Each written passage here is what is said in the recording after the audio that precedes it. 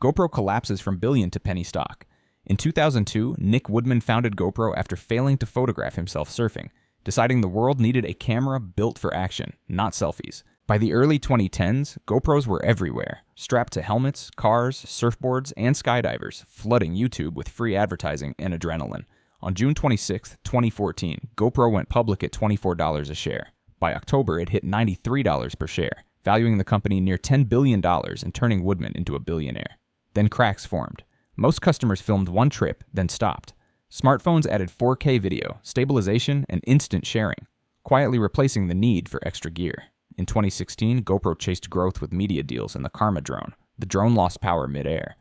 A recall followed. Inventory piled up. By 2018, the stock fell below $5. By 2020, it hovered near $1. GoPro sold adventure. Phones sold convenience, and convenience won. Subway crumbles $11 billion empire. In 1965, Fred DeLuca opened the first Subway in Bridgeport, Connecticut, borrowing $1,000 from Peter Buck. The pitch was simple. Cheap sandwiches, healthier fast food, unlimited franchises. By the 1990s, Subway was everywhere. By 2015, it had over 44,000 locations worldwide and $11 billion in U.S. sales, more stores than McDonald's. Then the formula changed. Locations multiplied too fast. Franchisees cannibalized each other. Quality slipped. Menus stayed stale while rivals like Jimmy John's and Jersey Mike's upgraded ingredients in stores. In July 2015, spokesman Jared Fogle was arrested. He later pleaded guilty to child pornography and sex crimes involving minors. Subway's healthy image collapsed overnight. Traffic fell. Stores closed by the thousands. By 2023, fewer than 24,000 U.S. locations remained.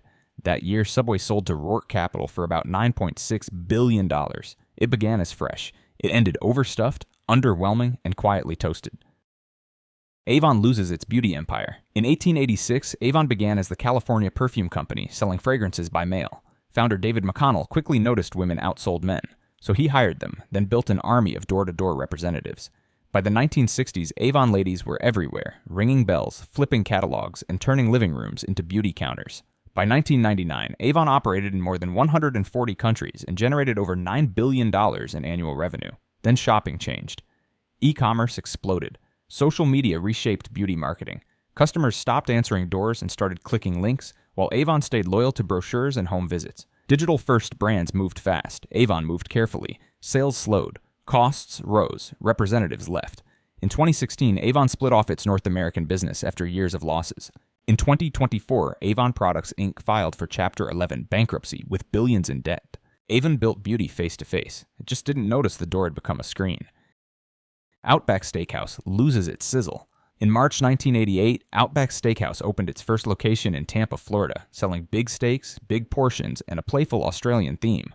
The model worked. By the late 1990s, Outback thrived as casual dining ruled suburbia. By 2007, it ran over 1,300 restaurants worldwide and pulled in more than $4 billion a year. Then dining habits shifted. Meals at Outback often took 60 to 90 minutes, while newer chains promised food in under 10. Fast casual brands like Chipotle, Panera, and Five Guys offered fresher ingredients without servers, tipping, or long waits.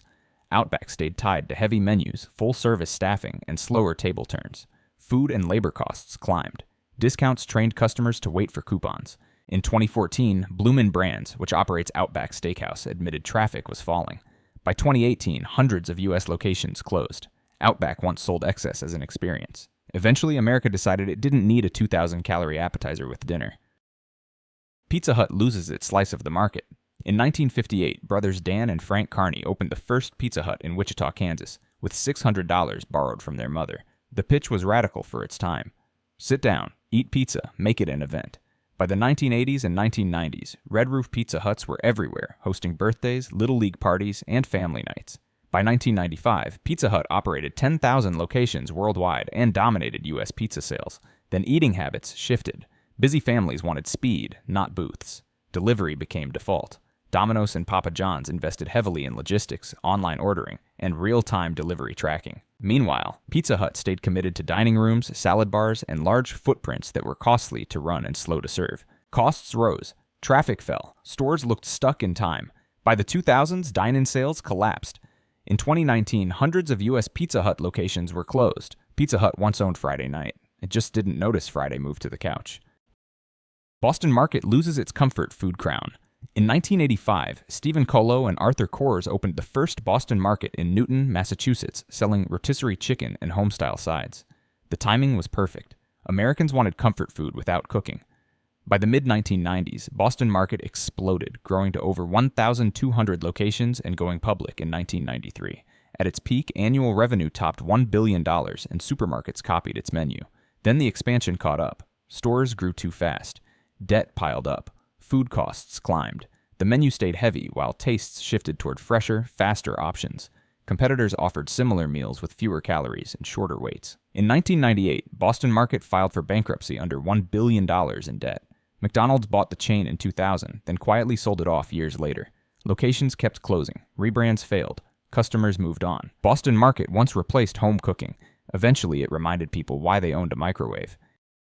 Krispy Kreme overexpansion backfires. In 1937, Krispy Kreme began in Winston-Salem, North Carolina.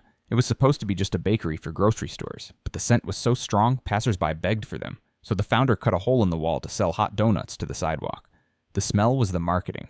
For decades, growth was slow and controlled, built around fresh donuts and local loyalty. Then Wall Street knocked. In April 2000, Krispy Kreme went public at $21 a share. By 2003, the stock peaked near $50, valuing the company at roughly $4 billion. Management chased growth, opening hundreds of locations and pushing donuts into grocery stores. The scarcity vanished. Fresh became boxed. Specials became ordinary. Franchisees were pressured to open stores that couldn't support demand. In 2004, profits collapsed. Accounting practices were questioned. The SEC launched an investigation. By 2005, the stock fell below $5. Stores closed. Executives resigned. Krispy Kreme built a cult around a warm donut. Then it tried to make obsession scalable and baked the magic right out. Del Monte fades from the pantry. In 1886, the Del Monte brand was born in California, promising fresh flavor sealed safely inside cans. The timing was perfect. Refrigeration was rare, transportation was slow, and canned food meant reliability. By the mid-20th century, Del Monte was feeding post-war America, lining pantries with peaches, corn, and green beans. In 1979, it was acquired by tobacco giant R.J. Reynolds, confirming its status as a heavyweight. But cans started to feel dated. Frozen foods improved. Fresh produce became available year-round. Shoppers began reading labels, questioning syrup, sodium, and shelf life. Del Monte stayed anchored to canned fruits while rivals diversified. The company changed owners repeatedly, each transaction layering on more debt. In 2014, the U.S. business was sold to Del Monte Pacific, a Filipino-owned company, for $1.7 billion. But the debt and changing tastes were too heavy. In 2025, the U.S. division filed for bankruptcy protection. Del Monte once taught America how to preserve food. It just couldn't preserve a reason to buy it. General Motors overwhelmed by debt. In 1908, General Motors rose by buying everything in sight, stitching Buick, Cadillac, and Chevrolet into an industrial giant. For decades, GM defined American prosperity. It was the titan of the 20th century. But by the 1990s, the balance sheet was rotting. Legacy costs piled up. Union pensions and retiree healthcare drained cash even in good years. While Toyota perfected efficiency, GM bet everything on gas-guzzling SUVs. That gamble worked until gas prices spiked in 2008. Sales collapsed. By 2009, GM carried over $170 billion in liabilities. In June, the U.S. government stepped in with a $50 billion bailout. Shareholders were wiped out. Plants closed. Pontiac, Saturn, and Hummer were killed off. General Motors survived by shrinking itself. The company learned it couldn't afford its past. KFC loses its finger-licking edge. In the 1930s, Harlan Sanders was broke, middle-aged, and running a struggling gas station in Corbin, Kentucky. He had failed at dozens of jobs, from lawyer to steamboat pilot. But one thing worked: pressure-fried chicken. In 1952, at age 62, Sanders began franchising. He drove town to town, sleeping in his car, earning just a nickel per bird sold. The idea caught fire. By the 1970s, KFC was a global juggernaut. Then the scale changed the recipe. Ownership flipped. Fresh chicken became frozen. The Colonel's complex gravy became a powder mix. While KFC leaned on nostalgia, rivals attacked. Chick-fil-A mastered service. Popeyes doubled down on flavor. Sales slowed. The Colonel became just a costume. KFC built an empire on secret spices. It just forgot the most important ingredient was the care.